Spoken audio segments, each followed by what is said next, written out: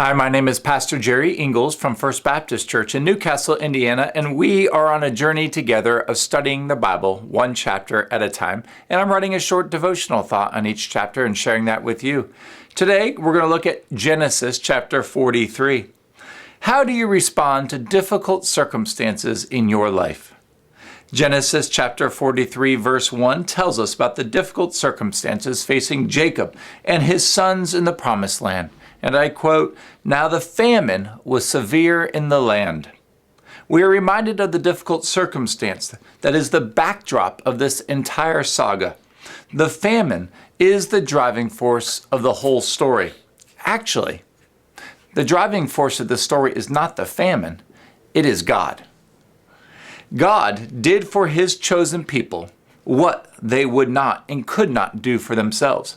God, using a famine, properly motivated them. Amazingly, this sounds very much like a story that Jesus taught about the prodigal son. What was it that finally caused the prodigal son to return to his father? Yeah, that's right, you guessed it, a famine. Luke chapter 15 verse 14 captures this easily missed but critical detail in Jesus' parable.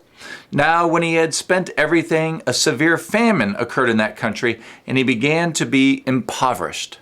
You see, Jesus understands the importance of God's providence and even builds it into his parables. We often fret and complain about difficult circumstances, but instead, shouldn't we examine each and every opportunity for God's providence? Providence is the governing power of God that oversees his creation and works out his plans for it. That's the definition of providence. In fact, providence is the finale of the Joseph saga, as we learn from Genesis chapter 50, verse 20.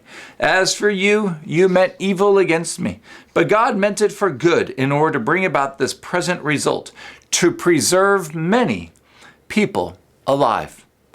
Seize the moment and trust God for each and every circumstance of your life. You never know when God is doing for you what you cannot or will not do for yourself. Seize the moment.